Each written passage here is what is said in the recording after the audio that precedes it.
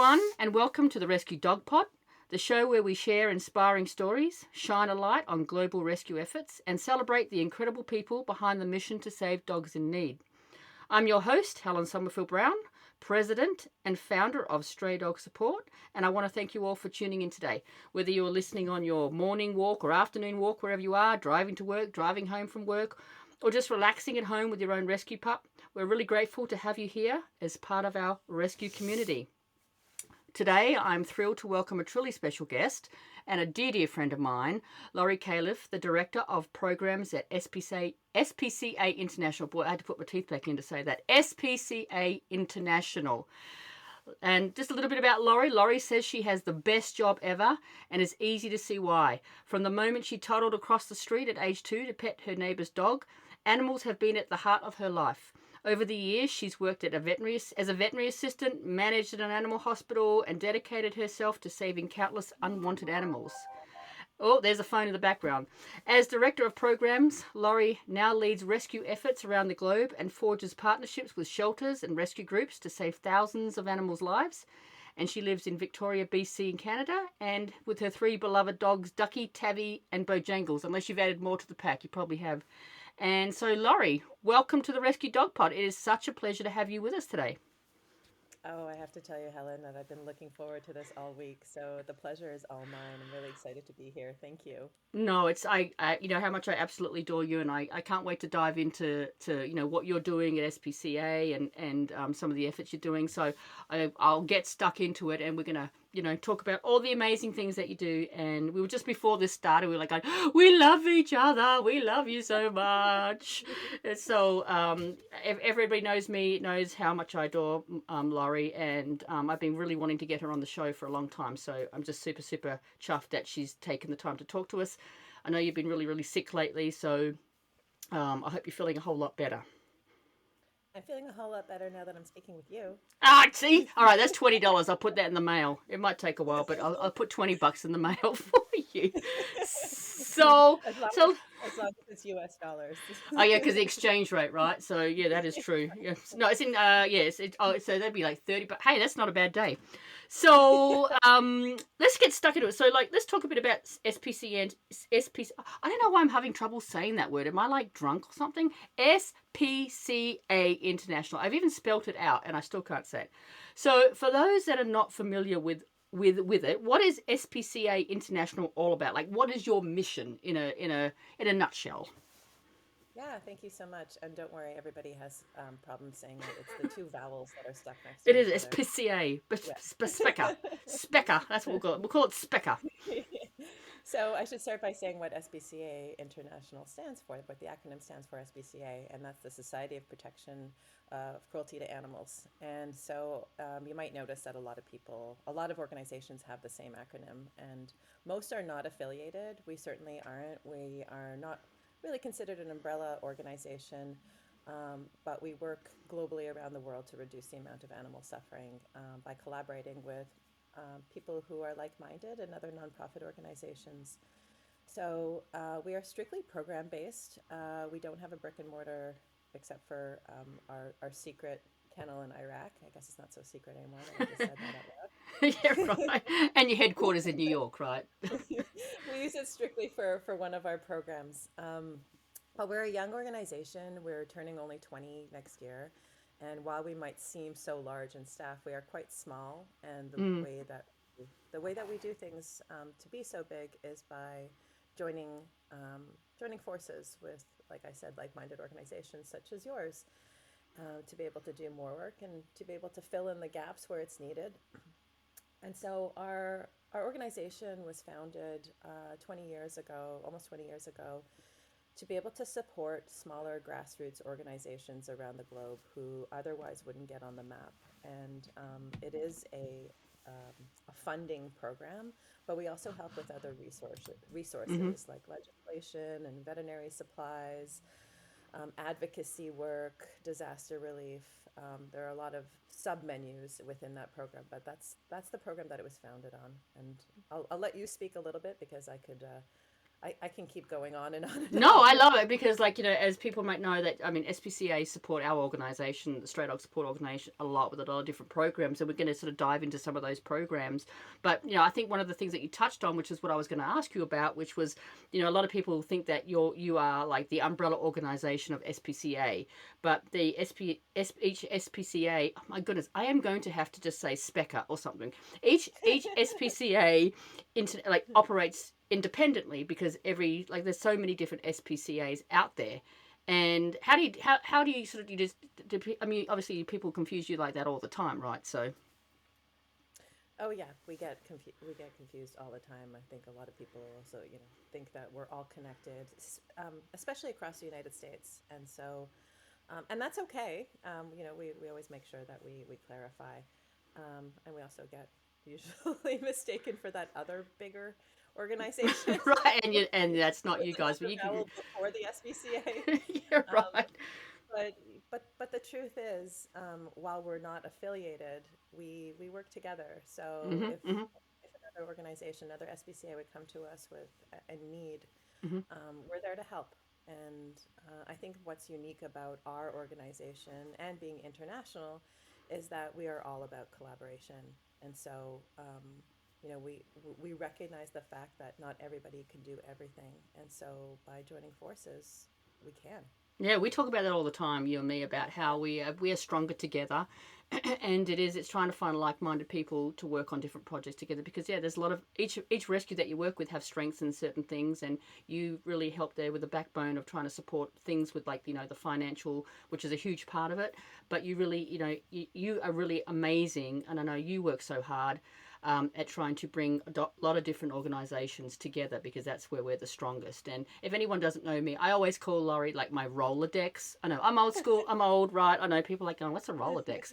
For all you youngins, a Rolodex is a physical thing that you put addresses in, but I call Lori my Rolodex because I'll be like, it's like, I don't know, remember that time when I was like, hey, it's like 2 a.m. Do you have anybody that can go and help a dog in XY country? And you're like, hang on a second, I know people. And then before you know it, I've got an email connecting me with somebody in some real, I mean, we're talking like remote. I could say like, do you have anybody in the Congo jungle or the Amazon rainforest at this tree? And you'd come up with somebody for me. So Laurie is like I think my the wealth last one of. was Macedonia. It's like, that was like you're just like amazing. You're so knowledgeable and you're so well connected, and that probably also goes to the fact that you are so amazing and that you work with so many people on so many different levels that you've just built up this huge network of like-minded people who totally respect the work that you do. So I absolutely adore the work that you do. So, and you touched on it earlier that you are a programs-based organization. So I know, you have your different programs like your shelter support, your veterinary aid, your Patriot Pets and Positive Recovery program, and your education initiatives. Maybe you could just talk a little bit about each of those programs and what they do. Yeah, and honestly, thank you so much for the compliment. I know that there's no video here, but my face is already hurting from smiling so much talking to you. I really appreciate it. Oh, And really, shucks. and really, I think I just want to reiterate that I think everybody at SBC International is just really lucky to be able to get to do the things that we do, and Mm, to be able to build these partnerships and relationships around the world. It's such a gift to be able to learn about other countries and other cultures, and and the situations that are happening in the country, and seeing how we can all collaborate and join forces. So thank you for that. Um, well, I already started a little bit about touched upon the shelter support program. Um, I think our other biggest program would be Patriot Pets, and mm. correct me if I'm wrong, I believe that's sort of how we met. There was a That is dog in. how we met. Yeah, we met through a dog that was in Iraq, I believe, at the time, and we hadn't. I didn't know you, and somebody introduced us, another mutual friend of ours, another organisation, and you helped me get one of the dog from Iraq here to the United States, who is actually lives just down the road from me, and that's exactly how we met. Yeah, we didn't know each other from a bar of soap. So that's And look exactly at how us we met. now. Now look at us now. I was like years on later, but yeah. I mean, your Patriot Pets is a huge thing. I know you were just on the news. Was it yesterday, the other day, for a dog that you helped get back and reunite with its soldiers? So maybe you can talk about your shelter support, your veterinary aid, your Patriot Pets, all those amazing programs, because I think people just really don't know the work that you guys do, and this would be this fascinating stuff. So Oh, I Go really ahead. appreciate the opportunity. Thank you so much. So I'll start with Patriot Pets, since we just touched upon that. Um, it was founded in 2008 when we got a request from a soldier who was deployed to Baghdad at the time. I will say that the program was formally named Operation Baghdad Pups. Then it Hmm. changed to Operation Baghdad Pups Worldwide because we sent them to, and now, and one of your dogs agrees, and we I have know, a dog. I know. I'm like, whoa, shush. Sorry, sorry. They're just very enthusiastic about what you had to say. And it was a dog named Charlie who the soldier befriended and could not leave this dog behind. And, my mom always told me that where there's a will, there is a way. And I do believe that everybody in an organization has the same outlook as well, not just in the work that we do, but in everything that in everything that we do. And Hmm. so it really takes a team of passionate people. And so lo and behold, back then things were a lot easier. There wasn't the amount of red tape there is now for exporting and importing. And we saved this one dog named Charlie, who kind of became a mascot of our program. And the word spread. We didn't think that it would become a program, but word spread through the base and other bases, primarily in Iraq, and then expanded to neighboring countries and other areas in the Middle East and Africa, and basically wherever there's a U.S. military base installment. And we've also expanded it to U.S. contractors and embassy and consulate workers as Right. well. So to date, we've brought home over 1,560 Wow. dogs and cats. 1,500. Um, That's a lot of animals. That's amazing. well, don't and one donkey. Oh, really? I didn't know. We have to talk because I have so many donkeys and I have no idea how to get a donkey. So we'll talk offline about donkeys because I want to get a donkey here. So go ahead. We need about 3 hours for that. Like a support donkey or was it just like a donkey out in the field? It Like was, some. well, so the premise of our program, U.S. service member will contact us, and they befriended a dog or a cat that Mm-hmm. they've met while on deployment. And usually the saying is who saved who, because these cats or dogs that come onto Mm-hmm. base, and they remind them a little bit of what it feels like to be back at home, and that compassion and that unconditional love. And so it's this beautiful symbiotic relationship that they have. So the same thing happened with the donkey. This donkey wandered I onto a love base that. in Iraq. His name was Smoke because he kept eating all the cigarette butts on the Oh, base. jeez. Oh. Mm. Okay, you know how I have that phobia about cigarette butts. So okay, I'm like going. Yeah. I'm curling up at a ball right now because that's like my biggest pet hate is cigarette butts. Oh, poor donkey. And the whole platoon just fell in love with this donkey and could not leave this donkey behind. It was a lot of abuse. Mm. And we brought the donkey home after it took several months, of course, but Of course, yeah, that's lots of different. I mean, I love that. So we have to definitely talk offline about that because that is amazing. And absolutely. I know your Patriot Pets is a cornerstone project for you guys and cornerstone program. Like I said, you were just on the TV the other day reuniting a dog with its owner now, which was a beautiful story. That was in what state was that in? That was in was that what state was that in? Well, no, you just caught me off guard. I'm The not one that sure. was the other day. I can't remember. Anyway, I go. Okay, it was one of the states of the United States anyway, and it was really good. And it was a guy that It was a had been couple of weeks reunited. ago. Oh, was it a couple of weeks ago? Jeez, Louise, see, I'm Yeah. so behind on my But catching up with it things. may have just aired now. It may have just aired Yes, may now. have, but that was really good, and it's like, and that I see that all constantly, all the time. So it's just it puts a smile on your face when you see these people who've gone through trauma themselves to bring back a little piece of the comfort that they had over there to now give them a home, like return the favor kind of thing. So I love that program, and the shelter support, which Stray Dog Support has been very very beneficial from because you guys have supported a lot of projects that we've been working on. So maybe talk about the shelter support next. If you Yeah, want to, you can absolutely. talk about the other Yeah, ones, but of we have a whole list of them to talk about. course. Helen, you know me. I can talk for the next 8 hours. And we don't even have a drink in our I hand, so love. that's normally we have a drink in our hand and we're like, "Rah." Well, I did briefly speak about it before. That's the program that our organization was founded upon in Mhm. 2006. Back then, it was called the Shelter of the Week program, and we were Ooh, basically vetting smaller organization, like I said, grassroots organizations who are just getting their feet on the ground, with some pretty small, pretty small grants, but we've since grown. We give out about $1.3 million worth of grants to reputable and, of course, um, registered nonprofits around the world, including every state, every U.S. state as well. So we definitely have, instead of saying footprint, we have our paw print Yeah. Oh, in we many have. Oh, I like what countries. you did there. It varies from year to year, and obviously there's always specific projects and um, issues to contend with. So it's ever changing, and I mean, I'd love to speak about the newest project that the two of us just embarked on with Worldwide Vets in Egypt. Yes, it's an amazing project. You can talk about it if you want, or you want me to give the overview. You go ahead. Go ahead, Laurie. Well, there is a great need in Egypt. There's a lot of, unfortunately, there's a lot of animal cruelty and a lot of neglect.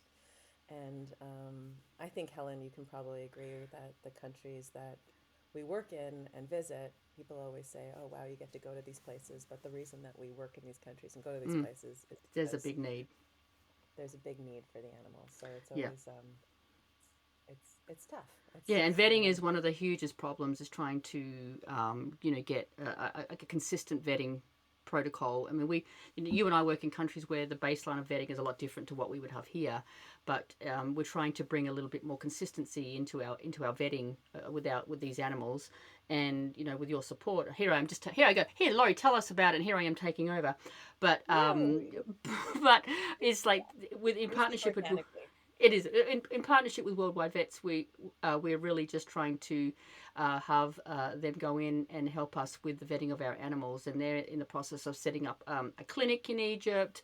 They're helping us with all of our shelter dogs that we have over there, like the spay, the neuters, and they're working on getting X-ray machines and blood labs and a whole lot of things that's going to really help us with our with the vetting and giving these animals that we rescue the best possible veterinary care. So with in partnership with SPCA International, we're helping set up the infrastructure for that. I know Worldwide Vet got the grant to set up the clinic, which has been amazing, and that is a trickle down theory. It helps us with our animals. So that's been a huge project for us. And you're also helping us with the water project in Egypt because we have shelters that are out in the desert that can't have access to reliable water source. They're shipping in water trucks, which is expensive. It's hard to get. And through grants from SPCA, we're actually bringing like actual water from the Nile and getting it clean and purified so that we can bring water to shelters. And it's a huge project, and it's an amazing project that's going to make these shelters sustainable over a longer period of time, where they can start growing vegetables to give to the dogs. They can provide natural shade and trees that they just couldn't before. So you guys have helped us a lot in Egypt, and there's just so many amazing projects that we've been working on, and these are just two of those awesome projects through the actual shelter support process, which we're very grateful. Plus, you've helped us in the past with many, but those two are the current ones that we're working on that you guys have supported us through that actual process. And I think you touched upon something really, something quite impactful and profound that most of us don't realize is like just the thought of like not having access to water. Mm, And if we're lucky to live on a continent where mostly water is accessible, right. but not to be able to have water is something so extremely difficult and challenging. And I think it also rolls out to the idea of like we don't go into any country, and we can't always be boots on the ground. So it's really, really important to develop really strong and trusting relationships with people who are in the country and who understand what the needs are and the Mm-hmm. culture. We're always going to be dealing with different ideologies. So I think one of the best things about the way that our two organizations work together on is that we never go into a country and we impose our beliefs and our systems on that culture, because you can't do that. You can't go in and think that whatever works in our country is going to work in yours. We can try to Actually, help in many ways, but it's really, really important to study what the challenges are within that country. yeah, and And we talk about that all the time because that's very key to government working international. policy government policies, cultural ideologies. Not everybody loves animals, but you also can't just love animals. You have to love people to be able to do the work that we do. Mm-hmm. And most of the time, a lot of people, I don't know, you probably get this too, Helen. People say, "Oh, wow, you have such a great job. You get to play with animals all day." I'm like, I am behind the computer 20%. 99% I of know, the right? Yeah, I know. Yeah, like, oh, you play with you pet puppies and kittens on. No, no, in fact, I sit here with my stained t-shirt on, with my pants that have got holes in it, behind a computer for like 12, 14, 15 hours a day, all hours of the day, whatever. That's what we do. But, time. so And not what is not ill. And you have to also understand that, just exactly building relationships with people, but also to know that what usually affects animals also affects people. So we Mm-hmm. have to look at the system in that way as well. Not every government is going to be to listen to you if you want to come in and try to do some work together. But you also always have to examine what the situation is from a public health perspective as well. So I think, the world of animal welfare is not just about saving cats and the dogs, but it's really helping the people who help the animals and help the communities as well. Exactly, and you're trying to also help change, not change things we can't do. We need the people within those countries. Like, I know that you guys have been very heavily involved with the mass law in Turkey.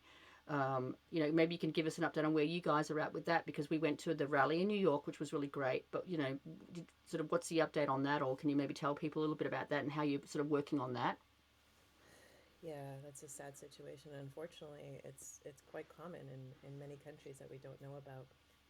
So I'll just start with saying that the fact that a lot of people know about what's happening in Turkey is is such a good thing because so it's just over a year ago the government decided to impose what's called the massacre law. And so that was the way of dealing with the overpopulation of primarily dogs, but it extended to cats as well. You don't hear about it as much with cats because dogs are more present and visible on the streets. And so the government ordered dog catchers and the municipalities to go out and start rounding up dogs and culling them in some of the most inhumane and cruel ways. Yeah, it's awful. And it's just absolutely horrendous. Several groups came together. Again, we're going back to that thought about collaboration, came together and tried to overturn um, this, but unfortunately it didn't happen. But that doesn't mean that we're giving up. It's hard and challenging to know that you can't always make the change overnight, but I think it's really, really important to never give up hope because without hope, you don't have a belief. Without belief, you don't have the drive and you don't have the passion and the energy to keep going. And I think that working together, you hold each other up by doing that. So all to say is we developed a coalition with several other organizations, one being International Defense of Animals, and they have been really, really great at spearheading um, large, larger protests, primarily in Western Europe. And we're working with local organizations on the ground in Turkey and also activists to be able to create some change. So um, we we obviously want to address the problem. The government sees a problem. An overpopulation of animals Mm-hmm. is an issue. There's because there's starvation, there's disease, there's zoonotic diseases which spread to animals. There's animals being hit by cars in the streets and stuff like that. But the way that we see controlling an overpopulation, and it's not immediate, is by humane control, which is spay and neuter. It all comes down to that. And of course, vaccinations. Yep, that's The key. government sees it as they want an immediate response and they want to get rid of the overpopulation right away. But we know that that doesn't work because there's something called the vacuum effect. And so you can remove, a group of dogs in one area, but if there's food in that area, you'll get dogs coming in from surrounding areas and so forth and so forth and so forth. And so to stop that cycle, it's to do humane sterilization. So part of the project that we're working on with other organizations is to be able to come in and start spaying and neutering because it is legal and it was allowed, and so we're trying to get that back on in the framework again, and we're trying to see if how we could cross into each other's lanes with the government so that we could be able to work together and not vilify the government, but say, okay, you have a problem. How do we work together to solve this problem? And And we that's have really people important. in the That's world. sorry, that's really important. That part about not vilifying the government, because you're not going to get anywhere if you are opposing forces. You've got to find a way to say, "Hey, we're here to help. What can we do to help?" And this is a way that we can help by not doing that, because you're not going to get anywhere if you just vilify. That's Correct? right. Yeah. That's right. And that goes back to studying the culture of any project that you embark on, studying the country, the culture, the ideologies, the government policies, and not Mm-hmm. coming in there with, with this idea that, well, this is what works in our country, it's going to work for you. It's Mm-hmm. not the way to do it. It's Yeah. never going to work that way. Yeah, So, that's amazing. And I think also too, talking about, being there for not only the animals but for the people, but for those people, those activists that are in the country who are fighting against, these type of massacre laws and things like that. It's really, they really probably feel comfort too, knowing, hey, the world is watching. We have support from people in America and Canada, and it just makes them feel, probably empowers them a little bit, that they're not fighting alone in this. Because I know when we went to the rally, I've forgotten the lady's name that came from Turkey. She was so lovely. What was the lady's name that came from the rescue in Turkey, the shelter? um, she's actually asked to remain anonymous right now. Okay, So, okay. So one of the was it was one of the ladies that came from Turkey, and just listening to her, and I remember when she gave a little speech and she was talking, like she was just crying because she was so emotional, just knowing that there were other people that were around her that were not from Turkey, that we have no skin in the game there. That was not affecting us because we're not in Turkey, but we were there because we wanted to support her in her efforts to help with the animal welfare. And I think that goes a long way too with what the work you do, is to give comfort to people, to empower them. oh, that's absolutely part of it, to know that there's somebody on the other side of the world who really cares about what's going on in your own country. And I think that makes us all more human. Mm-hmm. I do believe that what happens in another part of the world, there is a ripple effect. It Yep. impacts all of us. So we need to help each other out. Um, yeah, so we're going to continue the fight for the Turkish strays, and we'll hopefully, there have been some small steps towards some positive change. It's happening very, very slowly, but we'll keep, for lack of a better description, fighting the fight. Good keeping the fighting the fight, yeah, for sure. Because I know that was that's been a passion project for you. And I remember at the rally when we were walking down the street screaming our lungs off. We were just it was outside the Turkish embassy. We were just all so passionate about it, and you could see that everybody involved in that was just also passionate about it. And there was people from different groups that were there that were also passionate about it, that don't work in Turkey but were there in support. So that's amazing, and that probably sort of goes with your education initiatives. That's one of the other programs. So maybe talk about the education initiatives that you guys do. An animal doesn't see any borders. So, a dog is a dog, a cat is a cat, a donkey is a donkey, and so I do agree with you that we all need to help each other out. And also, I want to say that after you and I yelling all day, much to everybody's dismay, neither of us lost our voices. No, I know we were still, because we went out after that. We went to a place and we watched a show, which was really nice, and walking around. But it was just nice to. It was really nice to be around people that were like minded, and we had, despite the serious nature of the rally, it was still so amazing to be around so many great people, and you walked away from that rally feeling really empowered from Yes. that. Well, I know I did, and it was yeah, I pretty much met the whole of the SPCA team, maybe most of them, but made some new friends. Carmen, shout out wherever you are. Um, I love her. It was just great meeting in Haley. Well, I didn't get to meet Haley, but there's some great people in your team that were so good to meet. So anyway, I digress. But yeah, in education initiatives, because that's really important too. I think that's one of the key things that we all need to be doing, because some people just don't know stuff. That's absolutely it. And by the way, Helen, just so you know that your name comes up at least once or twice on our program calls every week. Oh, really? Everybody loves you, and everybody's jealous that some of us got to meet you, and some of us Oh, haven't you yet. guys! I'm shucks. You guys, I'm like getting it, like getting all chuffy. We also should have you do a stand-up Uh, I'm too lazy. I you have to sit down. know, there you go. Boom, boom. I'm here all night, folks. But you guys make it really easy, and you let me just go. You know, you don't look at me like I'm some weird person. Well, you probably do. I don't know, but we just try to have a bit of fun because this is a heavy. What we do is Yeah. really heavy, right? And so I guess one of my coping mechanisms is to try to have a little bit of fun to try to not make it so heavy. So you guys are a great fun time to hang around with because in the heaviness we need darkness. We need to see some light, right? So yeah. Absolutely. And I think So that's a really important subject to discuss, and we don't have to get into it now, but compassion fatigue and animal welfare.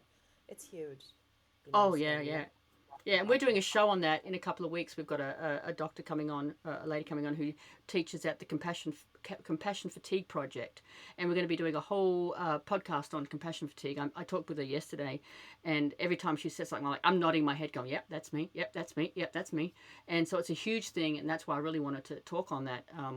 So that will be, I think, I'm going to be doing the podcast with her in a couple of weeks. So you'll have to stay tuned on that one as well. Oh, I can't wait for that. Can't wait to share it with the whole team. Yeah, that's something that we're definitely trying to put a lot more focus on within our own team as well. Um, but now I digress. Our educational initiatives, part of working in animal welfare and saving lives, one of the most key factors is education. And it's really, like I said, it goes back to the other idea. You can't walk into any situation and say, "Well, we're going to make a change." Why do you want to make a change? Mm, What's wrong?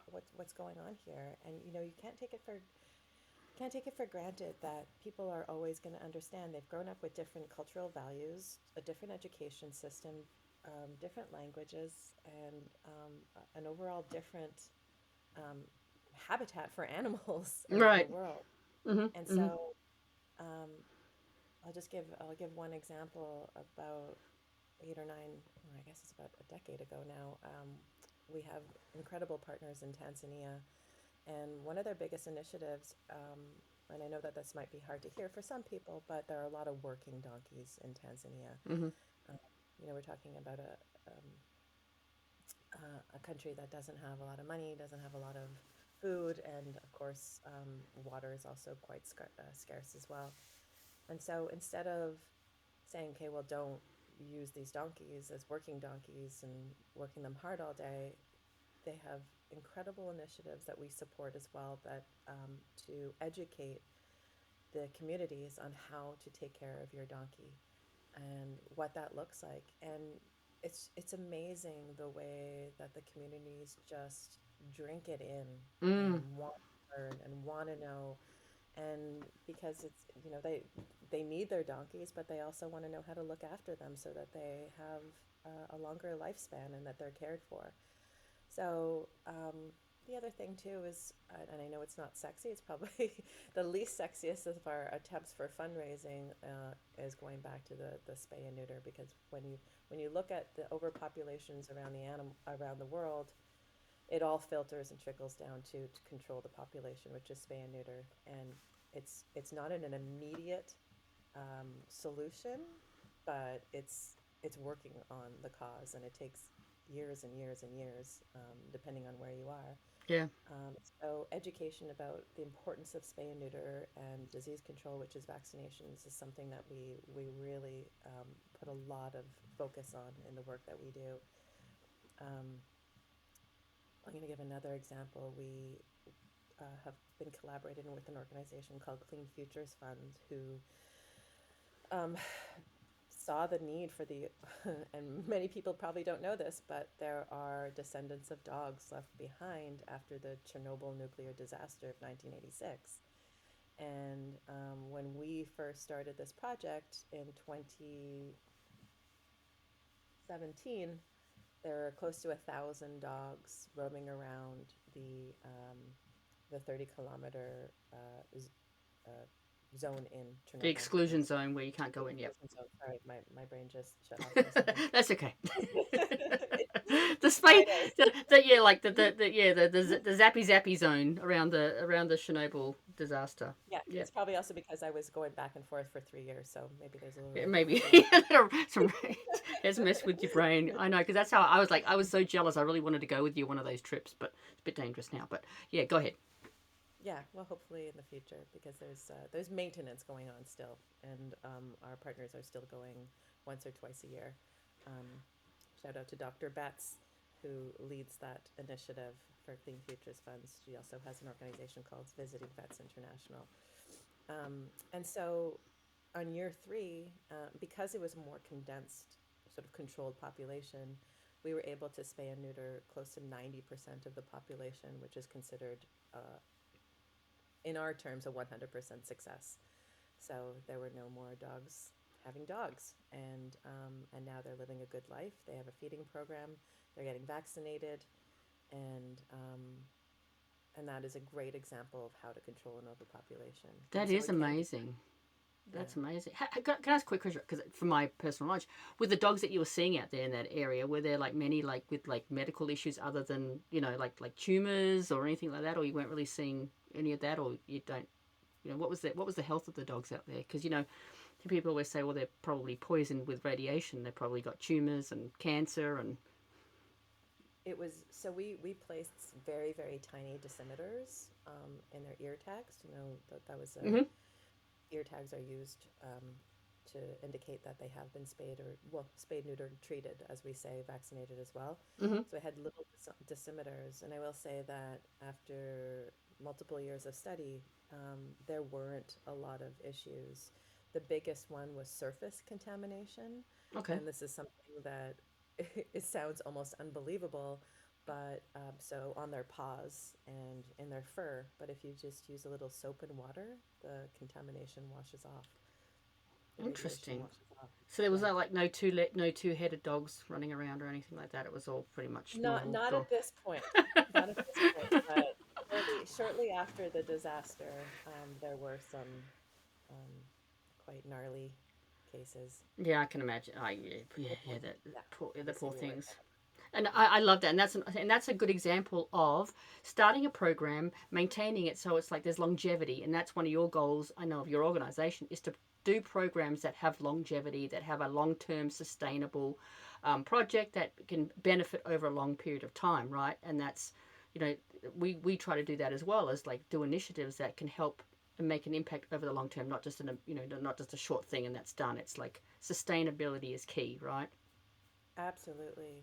I think, that touches upon the fact that there's so much help that is needed around the world. And one of the most difficult parts, I think, and you probably feel the same way, is not being able to, is having to say no, Yeah. because you can't do it all. And, but but you have to look at what has also, a lot of the time, has the greatest impact to be able to create change. So yes, when we embark on projects like that, even the Egypt project, or what we talked about, the Turkey or the Galgos or Chernobyl, we're in it for the long term. Where we we want to see we want to see we want to have a goal, and we want to see an outcome. So Hmm. Hmm. it takes a lot. And you guys do like regular checkups on your projects. Maybe we'll talk about your last one, which is one of the last ones, which is your positive recovery program, which I think is fantastic.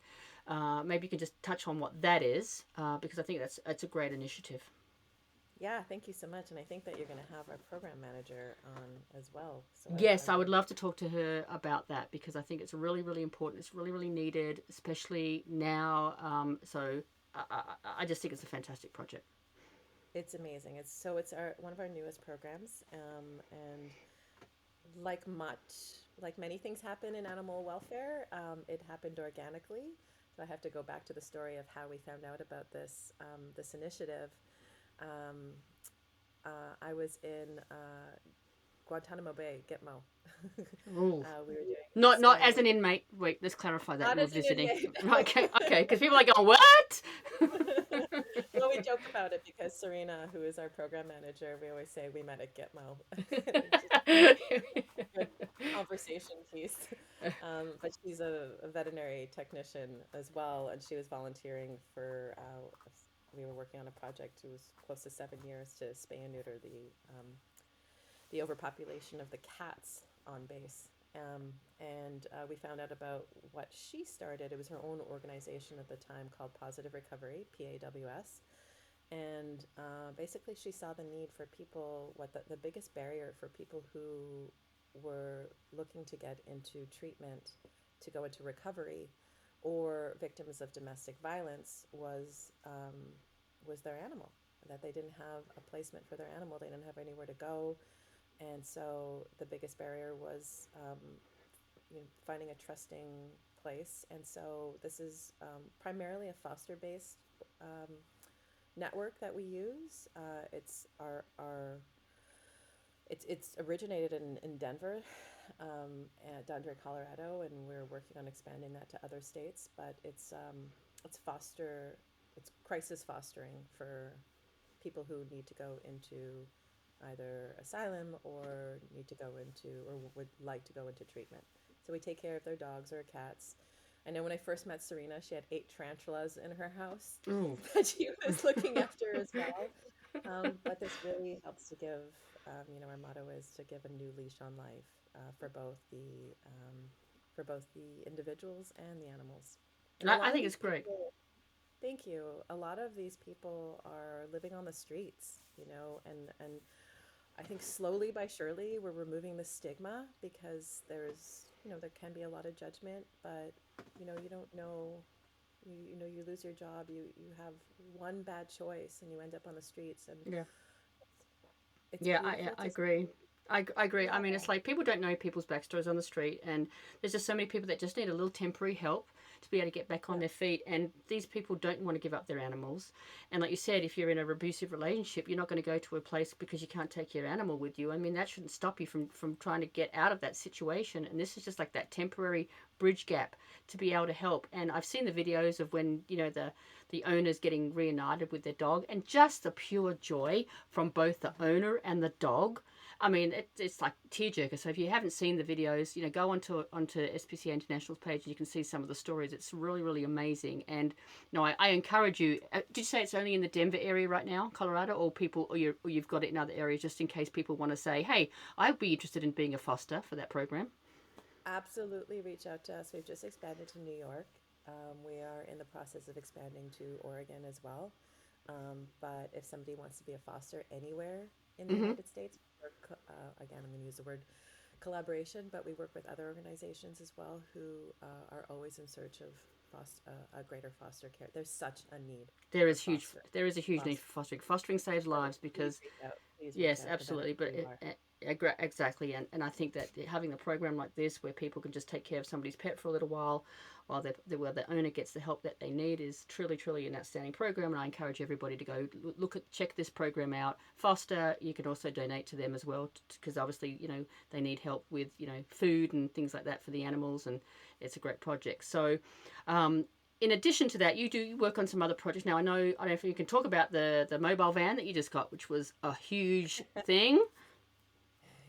Yes, that took lots and lots of planning and work. We essentially saw a great need for targeting the overpopulation crisis in the United States. Mm-hmm.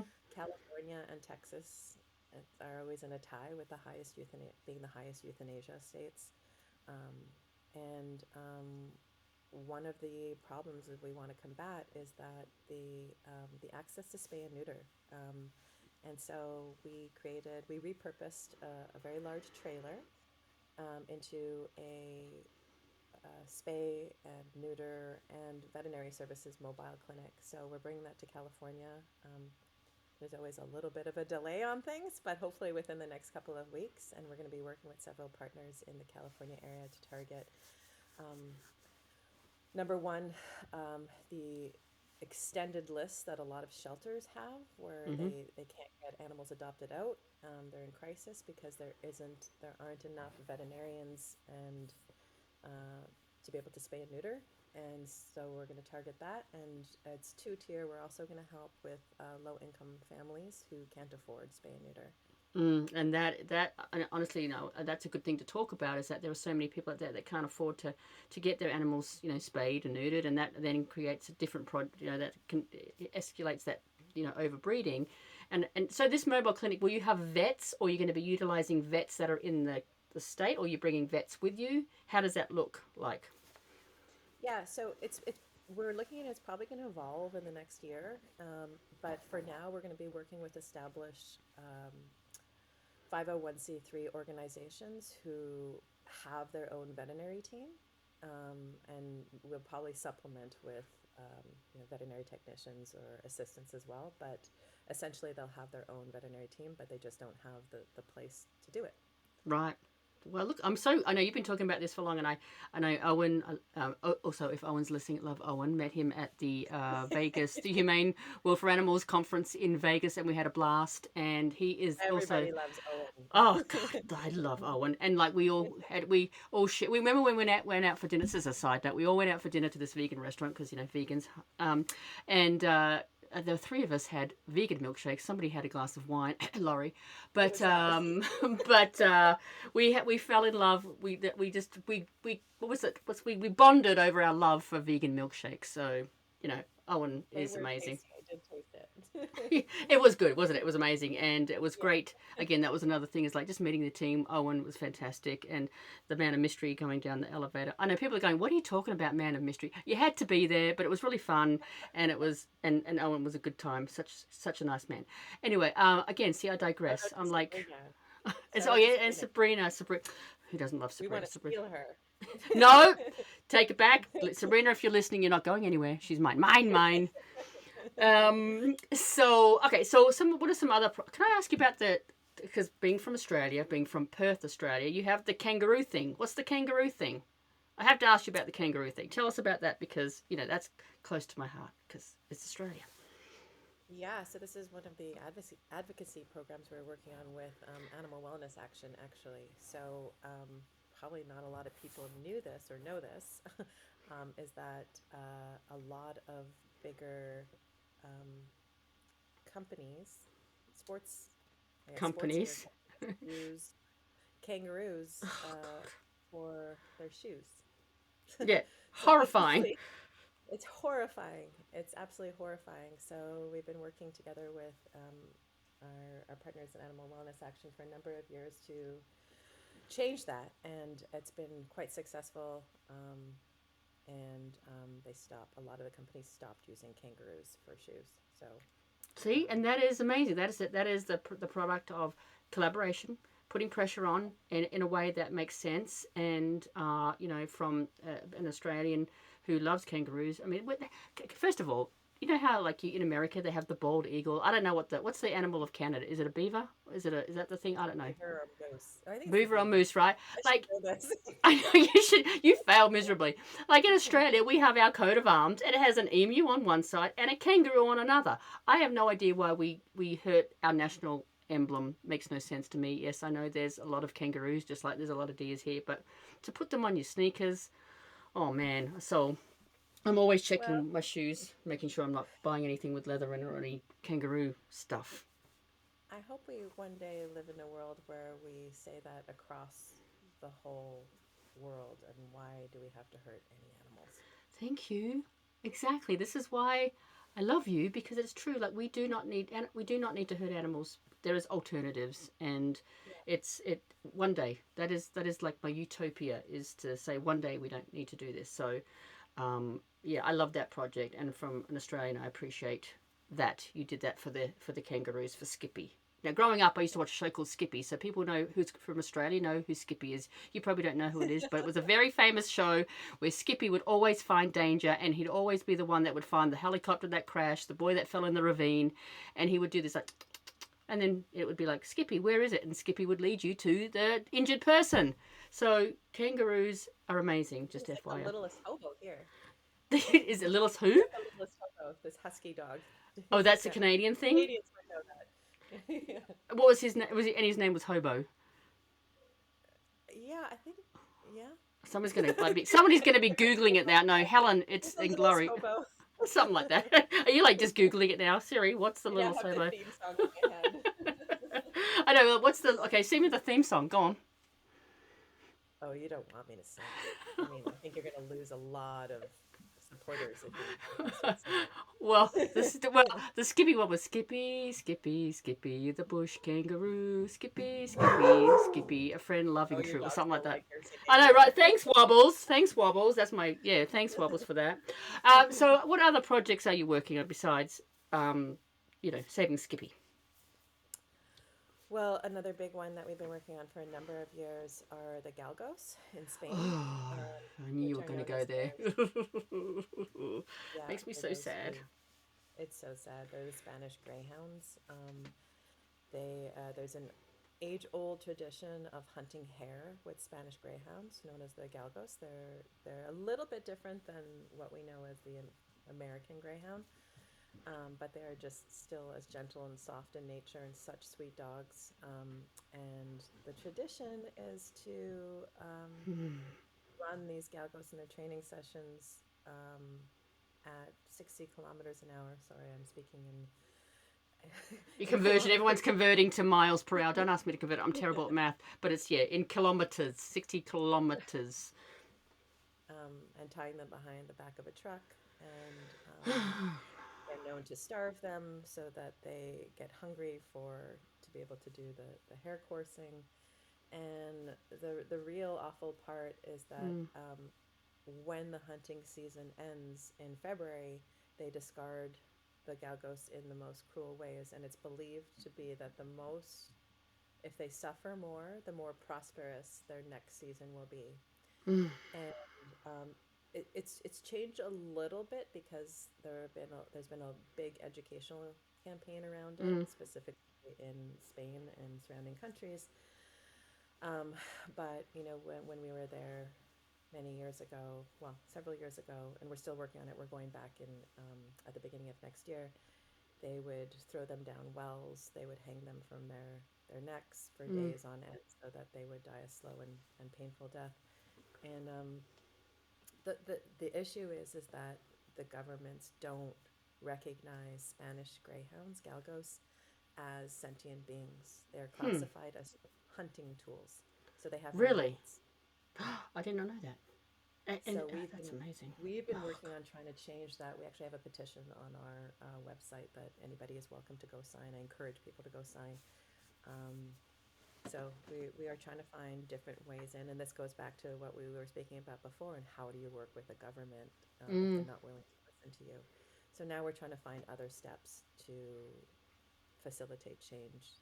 If the hunters are going to have the dogs, can they at least there be some regulations around what they do with them afterwards, or how they train them, or feeding and stuff like that. So again, we're not giving up, but that's another huge project that we've been working on for many years. Yeah, and I mean that goes to not only education for people that are in these countries with the animals, but for people like me and for the listener, like just learning that, knowing that this goes on. I mean, a lot of us don't want to hear that it's going on, but it's always good to educate yourself about what is going on, because some people just like, I had no idea, I did not know that there was a Turkish massacre law. I did not know that this is what they did to those dogs in Spain. Like people just don't know, and you have a lot of resources on your website, right? That talks Yes. about this sort of stuff. What is, just so people know, what is the website that they can go to learn about some of this information? We can go to SPCAI.org, O-R-G, and there's a couple of drop down menus. You can look at our work, and please do sign a petition. And I think that, that's an important piece. What you just touched upon is that I think a lot of people really don't know about what's going on around the world, and it's our job to be able to educate. And people who care about animals always ask how they can help. And it's not always necessarily that you're in a financial position to be able to donate, but even just getting educated and talking about it and sharing. I think that is that provides such a huge impact and helps us with our work and helps the smaller organizations get noticed and recognized to facilitate the change. The more people know, the better there is a chance of change. Yeah, and you guys do that really well. I mean, we try to do it too, but you are very much into spotlighting or highlighting the different organisations that you work with. Meanwhile, you're trying to, you fundraise for yourself, but you're also trying to bring awareness so that people can go and follow the organisations that you're helping. And I try to focus on that too, because people always say, well, why are you promoting other rescues and shelters and things like that? Because they think that that's giving away donors, that's giving away supporters. But I'm like, no, the more people that know about all these different organizations is so important. And people that are like these smaller groups that you work with that no one's ever heard of before, now they have a voice. Now they've been seen, and maybe you will go and support their work and see that the work that they're doing. I mean, you guys are great at that. Thank you. I think it's really important to give credit where credit is deserved, and going back to we certainly don't know how to do everything. I don't think that anybody in this world knows how to do everything, and so it's important to join forces and I, my team, if they're listening to this, are going to make fun of me because I always say this: holding hands across the world. I'm just going to call it holding paws across the world to be able to fill in the gaps, to be able to help each other out. And we can't always be boots on the ground, but we can be behind the scenes, and we can provide logistics and other kinds of resources and funding. Our fundraising team works so hard Mm. on getting the awareness out, education, and raising funds to be able to provide our partners around the world with funding and sustainability. So um, it's it's a cycle, and it's needed on every part. So yes, the smaller organizations, we want to give them a voice. Yeah, Everybody who works in animal welfare needs a um, voice. Agree. Everybody needs a needs voice. a And voice. yeah, a quick question, because I get this a lot. Because we work, like you said, we're based here in Canada or you, the United States, and we're not physically there with in these countries with these rescue partners and so forth. And one thing I get asked all the time is like, how do you go about selecting the partners and organisations you work with around the world? Because it's like a lot of times you have to do a lot of due diligence, and and what do you guys do? What is your take on that? What's your approach? Yeah, that is such a wonderful question because there's so much value in being present and um, meeting somebody face to face. We take a lot of pride in cultivating our relationships and partnerships, and we I'm going to go back to the idea of us being a Rolodex because we've gotten to this place of having such an incredible and strong network around the world. We have a lot of key partners in various places in the world, so that when we are embarking on a new project and we don't have the means to be able to meet with them in person, obviously we'll do Zoom calls and we'll vet them, and there's lots of ways to find out about their credibility, and our team really works hard Mm-hmm. on that. But we also have other partners who in that region who could give us um, some thoughts on those organizations and projects as well, to make sure that they are legit, because we take it very seriously. There are people who give $5 from their pension checks to be able to help in animals, and every single one of those dollars means the world to us. I love that, So because that's the same. It's like that you're humbled that somebody would even give you $1, and you are now entrusted with that $1 to do what is right with that $1. And we get that all the time, is because we're a small organization too. It's like, how do you know that that person is legitimate? And again, we do our very, very best with different ways of trying to make sure that they are legitimate. And when we can, we meet with them in person. We had Sabrina go over to Egypt, our director of operations go to Egypt to meet with the World Vet team, and it was just being there present and seeing these people is very important, as forging those relationships. But it's a lot of work behind the scenes trying to make sure that everything is above board and legitimate. And you guys, it's a huge part of your selection process, because you get inundated like us with calls for help. we do, yeah. And I mean, you don't know how much we vetted you, oh God, Helen. I'm dodgy. Don't trust me. Don't. Hey, I'm sitting in my hotel on a nice Caribbean island right now, drinking my Mai Tai. I'm like, yeah, animal rescue. No, but it's serious. Like, we are a 501(c)(3), but we go through a process to be able to make sure that Yeah, you are giving your dollar, and that's important because a lot of people ask that question because we don't have the physical dogs here, we don't have a physical shelter. We are working with partners around the world, and right now there is also this massive amount of fraud going on and scammers, and it's really hard to get Yeah. through that noise to get to the legitimate ones. You get that a lot, like you get a lot of people saying, "Well, there's like one whole they plaster one whole country with everybody's a scammer." Yes, I think I know exactly who you're talking about. Right, It's and really really unfortunate that people try to profit on the kindness of other people and pull on their heartstrings for their love of animals. It's a really sad situation.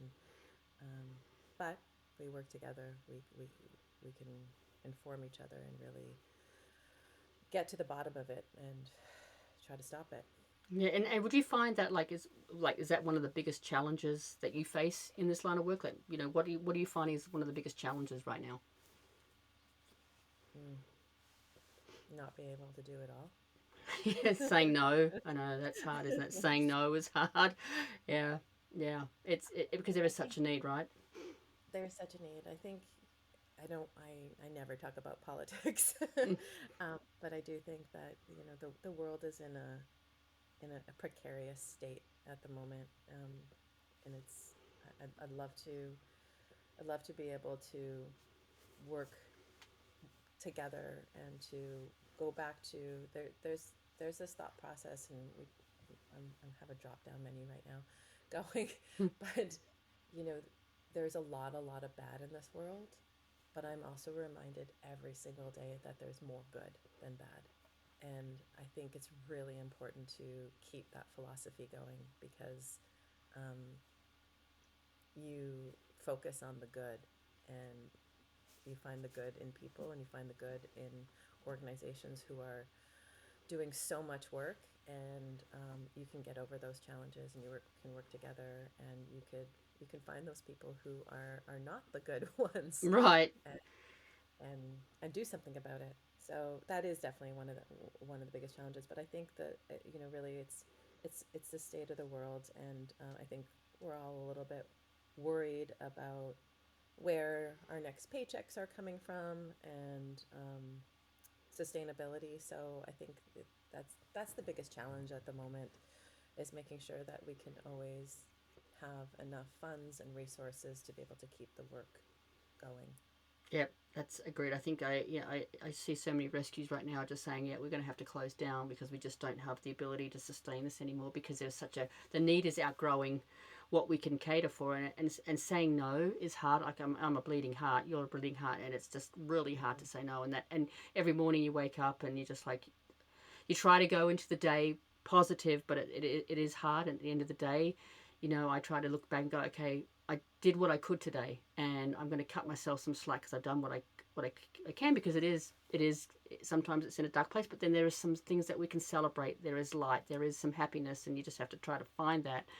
And you travel around the world, and maybe we'll end on maybe with what can you maybe share one memorable experience that stands out to you in your since you've traveled a lot besides meeting me and hanging out with me in New York. We're going to get with that's going to be number one. I got it. And going to Vegas for the conference was right up there too as number one, but excluding me because I don't want people to feel bad. Maybe what your one of your favorite rescue missions or memorable experiences that stands out. Oh my gosh, I don't know which one to pick, so I'm just gonna pick the one that surfaces to my Then that's usually the one that's the most memorable if it comes up to your mind. mind. um, okay, I will say that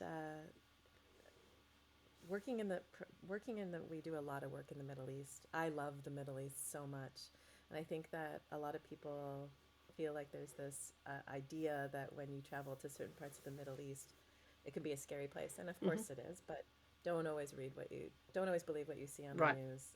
Um, every time I go to Iraq or Lebanon, I feel like I am welcome with open arms, and we did this joint mission several years ago for Patriot Pets, and I think this is when the airspace closed down, and there was. I think I'm combining two missions, and that's fine. I'm gonna blend them both together. But we had to bring our dogs instead of going straight to the United States, we had to bring them to Lebanon. And there were so many people working on this mission and to send them safely to Baghdad and be able to bring them from Baghdad to Lebanon to our partners. And one of my dearest friends, Helena, who runs an organization called Beta, Beirut for the Yes, African great Sheep. organization. Go check them out, everybody. Beta, they're amazing.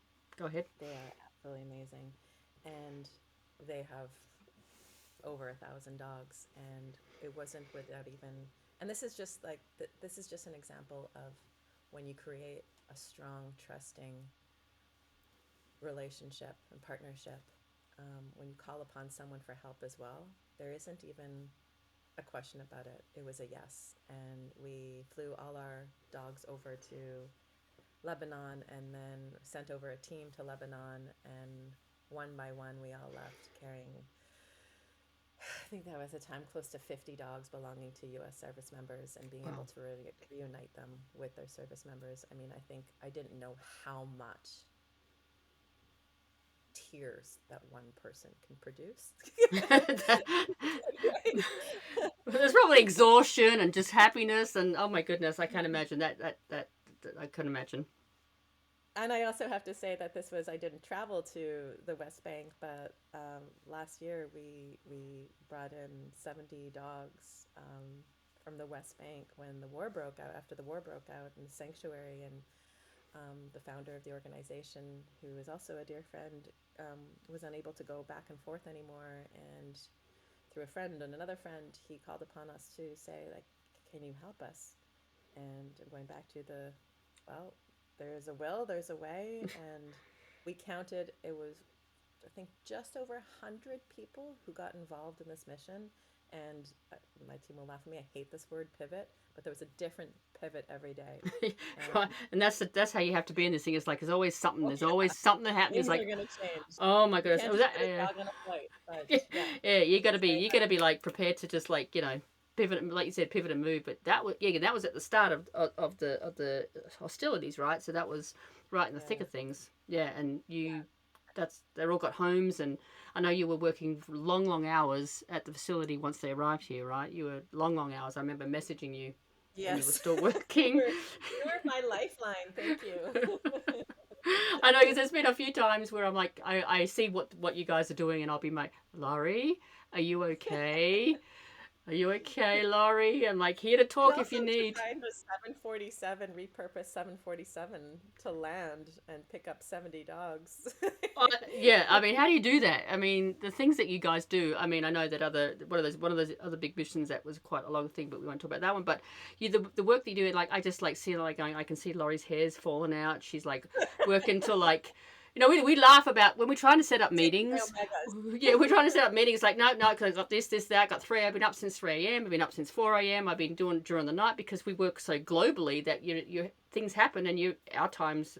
We work around the times, and so it's like nice to have that little text to say, here if you need, because this is crazy. What we do is crazy, Laurie. It's crazy good, but it's It's crazy. absolutely crazy. But And Helen, once you know, you can never not know. yeah, And you just that's have it. to join forces with like-minded, equal, crazy people like you and I. This is why both of us like we're just like like our hair. We used to be like care about it. We used to be, you do yoga, so at least you're healthy and you do yoga. I do nothing but eat bonbons and sit on the couch. But it's like our self While care you has play gone with your out the window. dogs. I play with my dogs, I do, but the self care, and and you always positive. You also have another like your own private page, which is all about positivity, which is great. You need to have that, but the work that you do is really hard sometimes, and it's just it's amazing what you pull off in such a short time, and it's like the craziest scenario, and you pull it off. Like you said, let's get 70 dogs from the West Bank during a war. Let's do whatever it is, and it's like somehow you pull it off. I don't know how you do it, but it goes to it goes to show you how wellly respected you and your organization is around the world. Every member of your team is simply amazing. I love you guys. So let's for listeners who want to support your work, and how can they get involved? How can they reach out to SPCA International? How can they get involved again? How can they make a donation? What's the best way? Yeah, thank you so much, and I really appreciate your kind words. I feel like I'm the lucky one always. I've been saying this every single day, no matter how tired or how crazy the work is. Number one, you got to have a good team because every single person, no matter if they're working directly or indirectly, is part of that project and mission. And so this is absolute teamwork. And I just feel so lucky to be able to get to do what I do and work with such incredible people and partners. So thank you. If you want to visit our website, spcai.org, we also have a big social media presence, both on Instagram, Facebook, and TikTok. So we can look at, we like to post a lot of happy stories too. So please have a follow, share, talk. We are also very personable. While we're an international organization, you will always get a response from us. And so you're welcome to write into us as well in our general line at answers@spcai.org as well. Or, yeah, Helen can tell you how to find me too. Yeah, go to the website, and like I said, they're very responsive. And if you're someone, different programs, there's applications online that you can apply to different things too, so you can go check that out as well. But I encourage everybody to go follow them on, like they said, their social media platform, because it's very important, and the work that they do is amazing. So Lori, I want to thank you so much for joining us today and for all the incredible work you and your team are doing for animals around the world. It's been a pleasure. We could talk for hours, and I'm like looking at the time going, people are going, come on, wrap it up, team, wrap it up. And I'm like going, Lori and I could talk for hours. I mean, we could talk for a lot longer. So thank you so much for being here. I really appreciate you. And to our listeners, thank you for tuning into the Rescue Dog Pod. Don't forget you can follow us on Spotify. This will be up on Spotify. It'll be on Apple Podcasts, YouTube, Podbean, and follow us on our social media, which is at the Rescue Dog Pod. Oh my God, at the Rescue Dog Pod. I can't even see now. That's right up there with SPCA SPCA. Rescue Dog Pod for new episodes. So we can't wait to continue the work, and I can't wait to have your other talk about the positive recovery. That's going to be another great episode. But to everybody, until next time, remember every rescue has a story, and every story deserves to be heard. So thank you everyone for listening today to the Rescue Dog Pod, and thank you, Lori. Thank you so much, Helen.